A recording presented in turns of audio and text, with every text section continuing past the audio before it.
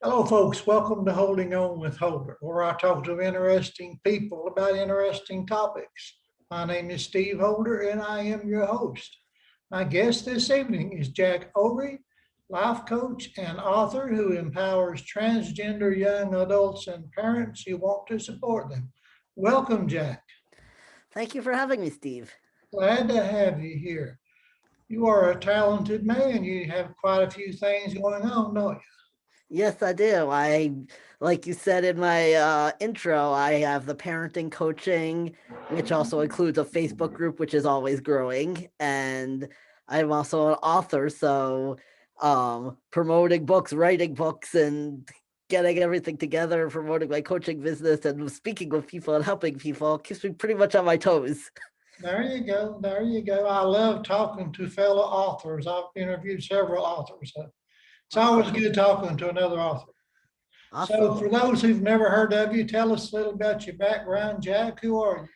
Sure. Well, I am, as you mentioned, I'm a transgender man. I came out late in life, fairly late in life. I was in my 30s, and before that, I kind of was lost in life because I was bouncing from job to job, trying to figure out what I wanted to do with my life. I was bouncing from relationship to relationship, and some of the relationships I was in were not healthy. And I also was diagnosed with Asperger's syndrome, which is like high functioning autism, they call it now, um, around that same time. So ever since all that happened, I've made it my mission to make things easier for the next generation of kids than they were for me. So I do parenting coaching. I work with parents of transgender kids to help them support their kids and understand what their kids are going through and be accepting of them. And I also am a young adult author. I just about a year ago published a novel called Reinventing Hannah, which is about a 16-year-old girl who is struggling with the aftermath of having been sexually assaulted, and it's about how she also goes through a transformation. She's not transgender, but she goes through a transformation from being so quiet her friends call her mouse to being somebody who speaks up and stands up for herself and other survivors. So it's a story of that transformation. And working on a couple of other projects. I'm working on a domestic thriller called totally different genre called domestic thriller called Heart Failure about a young woman who's a cardiological resident, and she's being harassed at work, and at the same time she's dealing with problems in her marriage, including being torn between her husband and her female best friend. So there's a little love triangle going on there. And I'm also just started a project that doesn't even have a title yet, but it's about a 13-year-old girl with autism that has just moved to a new school after her father died. So she's dealing with a lot of changes, which, as you know, is not easy for an autistic person. Yeah. So, you're a parenting coach. I assume you are a parent. I actually am not a parent, but my sister is. She lives 5 minutes away and she has four kids who are all the same age. So I'm there all the time and helping her out. Well, doesn't people do people have a problem with you saying you're a parenting coach and not being a parent? Is that an obstacle? It could be for some people, but I actually have not encountered that yet. I think because I work mostly with transgender community, a lot of parents are, they're looking for somebody who understands the transgender perspective. So since I've been through my own transition, and I can give information about how to talk to your kids about transgender specific issues, I think that tends to be something that they're more looking for, because there's unfortunately not as much information out there about transgender issues as we would like, because um it's something that's not that well known. Even now, a lot more kids are coming out now than when I was a kid, but um it's still something that's not really talked about in a lot of places. And when you're a parent and your kid has come out to you as transgender and you don't know what to do, or you don't know what to do first, I think that kind of overshadows things. Yeah. Now, you are an author. What kind of books do you generally write? Is it always about transgender issues? No, it's not. Like I said, Reinventing Hannah is not really about transgender issues, because she's not transgender, but it's about transformation. So in that sense, that personal transformation, all my books are about people becoming more authentic and true to themselves. So Yeah. that's a dominant theme in everything I write. I mostly write young adult fiction. I have, like I said, I've been dabbling also in writing books for adults. So I'm also working on editing a domestic thriller, which is a totally new genre for me. And so that was kind of fun to write because it was completely different than everything I've written before. So how many books have you written? So I have one that's published, I have one that's in editing, and one that I just started. So at the moment, I've got just the one published, but I've got pretty much three projects going on. And then I also have two short stories that people can get that people get when they sign up for my mailing list. One is A Boy Like Me, which is transgender specific. That's about a 10-year-old transgender boy. Yeah. Um, and then the other is Mama's Illness, which is about a 6-year-old girl who's dealing with her mom's bipolar disorder. So I have those as well. Yeah. So when did you start writing? Were you young? Yeah, I pretty much all my life. I remember, well, when I was 6 or 7, I wanted to be a writer and a teacher. I wanted to be like Laura Ingalls Wilder because I loved the Little House on the Prairie books. And I remember in second grade they had this project where the older kids were interviewing the kids that were my age so that they could write up a little bio of them. And I remember the asking me what I like to do, and I told the older kid I have a computer at home and I write on it more than I eat. So I was pretty much always making up stories. When I was little, I used to write poems too. I used to write little rhyming things, um, which is funny because as an adult, I am not great at rhyming. So, I've tried some free verse poetry, but I've never really been into rhyming like I was when I was a kid. Yeah. But I was always, yeah, I was pretty much always writing something, always writing, always reading. And then I think it was a matter of figuring out, okay, what else am I going to do besides that? Yeah. So what advice would you give to wannabe authors? Well, a couple of things. The first is to keep writing. The most important thing is to, when you first start and you're first writing your first draft, don't think about is this going to be published at this point? Just think about what you want to write. Start with that. Yeah. Because I think a lot of times people jump ahead to how am I going to market this? And I don't think that's a great way to start because then I think that can paralyze creativity because you get a little scared of is it ever going to be sold? And the other thing I would suggest is when you are ready to publish, research your options carefully. I'm independently published, and there are two types of publishing. There's independent publishing, which is like when you do everything yourself and you or you go, and there's also traditional publishing, which is what most people think of publishing, where you try to get an agent and they sell the book for you to big publishers and that kind of thing. And both of them have their ups and downs. I prefer the independent publishing for me because I feel like I love having the absolute creative control, especially because I write about sometimes controversial subjects like Reinventing Hannah deals with a 16-year-old with sexual assault, and sometimes people might be traditional publishers might be hesitant to publish something like that. Yeah. And so I like being able to put out what I want to put out, but it is a lot of work and it does take some money and some time to get going with that. And traditional publishing can be stressful because it's all out of your hands and you have to first try to get the agent to accept all your work, and then you have to wait for the agent to try to get the publisher to accept your work, and then the publisher might ask for edits, but there's no guarantee that they're actually going to take it after the edits. Yeah. So that can be stressful too, but for some people they prefer that because their work is more mainstream, or they feel that their work is something that they don't want to do everything themselves. They'd rather do it that way. So it's all up to you what's best for you, but don't worry about all that during the first draft. During the first draft, write the novel Just or write the book, right? write the book, then figure out what you're going to do with it. So do you read a lot, Jack? I do.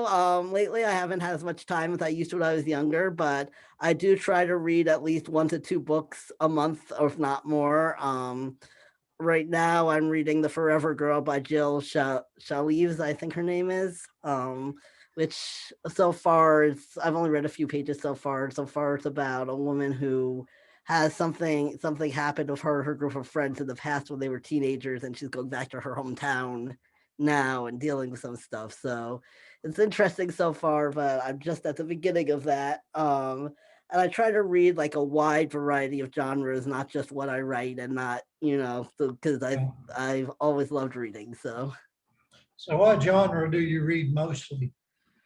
So I read a lot of women's fiction, believe it or not, because that's a lot of like I borrow books from my mom a lot. I also obviously read a lot of young adult fiction. Um, I do like to read like legal thrillers. I like Lisa Scottolini a lot. I read all of her books as soon as I can get them.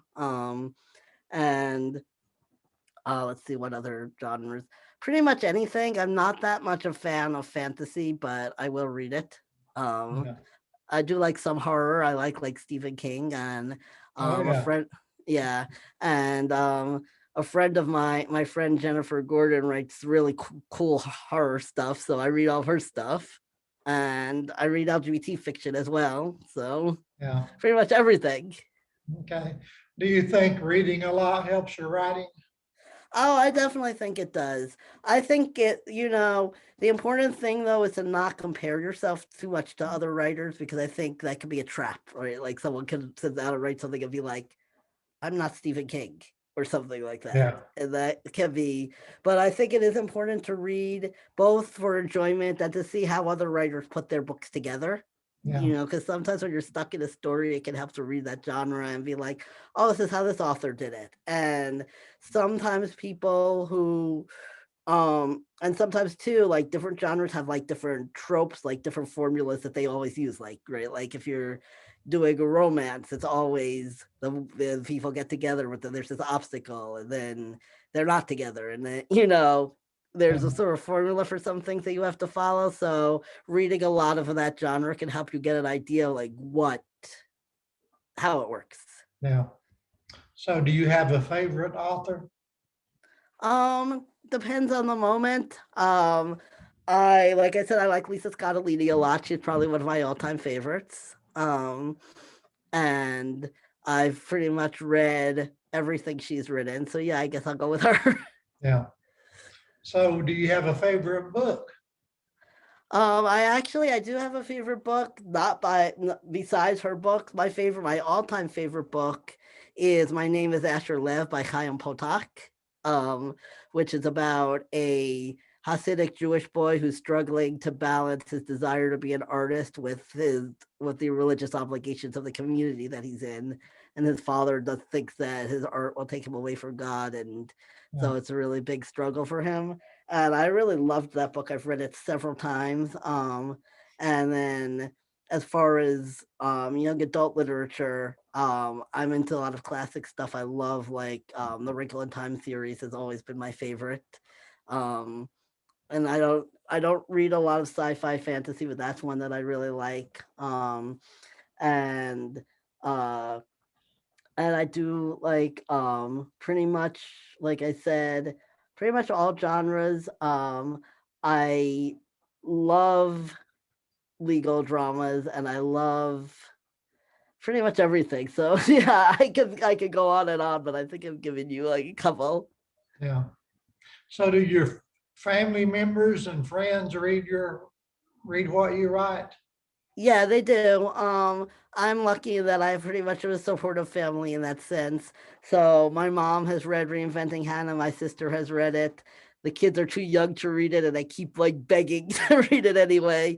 Yeah. Um, uh, and so yeah, so my parents and my sister pretty much read what I write. Most of my friends read what I write, but I always get excited when I get reviews from people that I have don't know because it's like it's reaching a wider audience, and Yeah. that's always exciting. Yeah. Do you write every day? I do. Um, I'm what's called a pantser because I like to just write, make it up as I go along. I don't do that whole outlining thing. Now that But my sounds like me. Yeah, yeah, I'll do the outline after when I'm editing. Yeah. I don't do the outline for the first draft. But my one rule for the first draft is write something on it every day, even if it's like 2 sentences, just so that I can keep that momentum going and so that I can come up with ideas. And that way it kind of primes my brain too. Like if I sit down to write and I'm like, I don't know what to write, but I know I have to write something, it kind of primes me to make something up. Yeah. Do you like to talk about transgender issues? Is that something that you really think you want to need to educate people on? Oh, I think it's yeah, it's something I actually love talking about, and I think it's important because, unfortunately, in the transgender community, there's a very high suicide rate, with something like 41 to 50%, and I think a lot of that comes not so much from what we hear in the news, which is parents who are completely against it and kicking their kids out, which there are some, but I think there's also parents who want to be supportive, but they don't know how. Yeah, And so they inadvertently do things that hurt their child. And I think that even if the child's parents are accepting, sometimes there can be this reluctance to tell them because there's a difference between being abstractly like, I believe that everyone should have rights. I believe that transgender people should have equal rights. I believe in LGBT rights, all of that. And then sometimes with your own child, it's different. Like yeah, some yeah, sometimes parents feel like I want them to have equal rights, but I know it's going to be hard, and I would prefer that this not be an issue we have to deal with. yeah, So I think there's this big need for parents to know what their child is going through. And, I get a lot of questions sometimes like, how do I know that this is serious and not just a phase? How do I know my child isn't confused? You know, how, if I allow my child to express themselves as a transgender individual and then later they change their mind, is that going to harm them in some way? How do we deal with puberty? How do we deal with discrimination? There are all these questions. So yeah. Well, I they're think good it's very questions. important. Yeah. And Yeah, I think it's really, really important that parents have that place they can turn to where they can get some answers because yeah, there are organizations like PFLAG that have groups of parents from friends of lesbians and gays, which also does transgender stuff. But if you don't know what you're looking for, it can be hard to find, you yeah, know. yeah. So what advice would you give to someone that's considering going through the transition? So I think the first thing that I would tell them is to take your time to think about what you want and to know that it's not sinful, it's not evil, it's not any of those things. And you start by coming out to yourself and sometimes experiment in small ways. When I first started, I started by just dressing more male. And I wasn't sure at that point if I wanted to transition or if I would be comfortable being a female who was more masculine or what I really wanted. But I found through dressing more male, and I would still go to restaurants or whatever, and people and the server would be like, "How are you doing, ma'am?" And that would annoy me, and so that helped me understand Yeah, that that wasn't enough, and that I wanted to be recognized as male. So but you want to start off slow and go at your own pace and see what feels comfortable to you, see what feels safe for you, because sometimes unfortunately people are in communities where it's not really safe for them to be yeah, out as transgender, or it's not, or they don't feel safe for other reasons. So sometimes what I've told some people in the past is if they're in that kind of situation where they can't fully express themselves, think about if you could do something like putting a bracelet under your shirt or necklace under your shirt that expresses who you really are, so that you can feel like you're making that expression, and you're advocating for yourself, but in a way that feels comfortable for you. yeah. Well, I'm sure no one makes the mistake of thinking you're a female now. No, nobody does. Not with the big beard.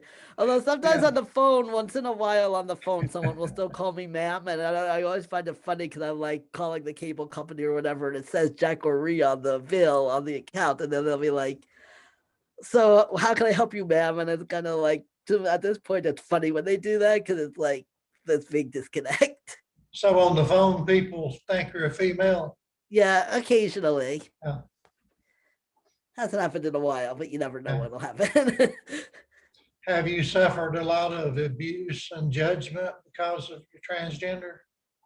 I've been lucky in that I haven't. For me, the problem was more internal of as a kid, not knowing there was such a thing as transgender and trying to push it out of myself.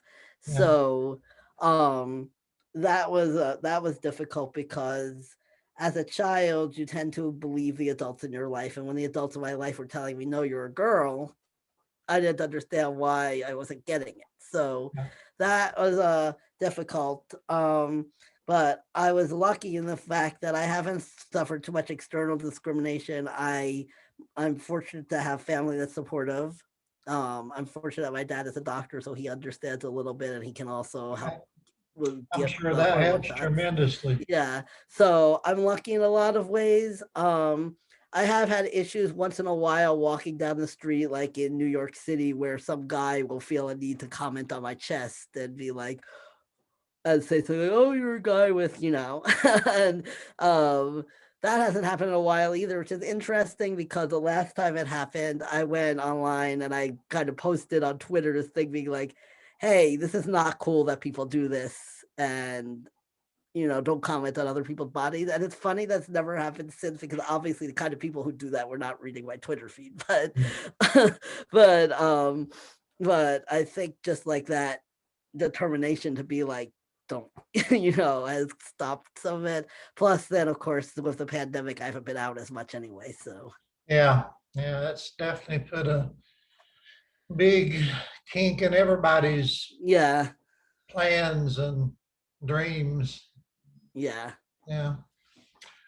Well, is there anything else you want to talk about that I haven't asked you about, Jack? Anything else Um you want to tell folks? Let me think for a second, because there was something I was gonna say that that goes right out of your head. I think just basically just want to. Oh yeah, there was one thing that I did want to mention that I think is an important issue for transgender people to consider, and that's how they're going to get their health care, whether it's their transition care or just basic health care, because um, that's pretty important. And I think that it can be hard sometimes, especially if there's not an LGBT clinic in your area, because you don't know who's gonna even understand your issue or be willing to work with you or. So I think it's important just to be aware to research doctors and to try to find out who's LGBT friendly so that you can Yeah, get that health care because especially during this pandemic, you don't want to play around with your health. yeah. I imagine there's certain doctors that really don't know how to help you, right? I mean, the issues that Right. you have, physical and emotional, I Right, suppose. right. Because like I run into things even like because if you're transgender, you may still have the same body parts you were born with if you haven't had Yeah, surgery. And so like for me, getting a yearly mammogram because I'm that age that you would get it was a little bit. It wasn't tricky because I went because there's a LGBT clinic in New York, so that's where I went, and my doctor referred me, and the people at the clinic were just fine. But then at the end, there was a survey where it was like, would you refer this service to other women? And that annoyed me because I was like, yeah, uh, there, and I think it's important for transgender men to still get those checks to make sure that there's no cancer, and that can be very off-putting for a lot of transgender people. And opposite for transgender women, if they may still need prostate exams and things like that, and that could be, and you want to try to find somebody who's understanding with that because that can be very uncomfortable, especially if you feel like those body parts identify you as the wrong gender. yeah, It can be difficult to get those exams to begin with. And then there are some doctors who just totally will not get it because they would totally be like, okay, you're male, but you're doing this female thing or whatever. They'll be confused. So you do want to make sure that you try to find the healthcare that's going to be trans appropriate if you can, which right, unfortunately in some places I imagine is not readily available because if you yeah, live in some tiny little town somewhere. yeah. I'm sure that's true. Well, Jack, I've enjoyed talking to you. Do you want to tell people again what's the name of your book and where they can get it? Sure. Yes, my book is Reinventing Hannah, and you can get it on Amazon. It's currently available in paperback, ebook, and hardback. And in June, it'll be available on audio book as well. Okay, great. And do you have a website? I do. My website right now is jackaori.com. So you just my name with my middle initial, which is A, Okay. as my website right now. And you can also find me on social media. I'm on Facebook, Twitter, and Instagram as you can either go to author Jack Ori or coach Jack Ori because I have both those. Okay, well, good deal. Thank you for being my guest. I really appreciate it. I've enjoyed talking to you. Awesome. Well, thank you for having me. That was great. I enjoyed talking to you as well. Well, you're welcome. Well, folks, thanks for tuning in to Holding On with Holder. Please subscribe to my channel and share this video with 1,000,000 of your closest friends. And thanks again, Jack, and you have a wonderful evening. You too. Bye-bye. Bye.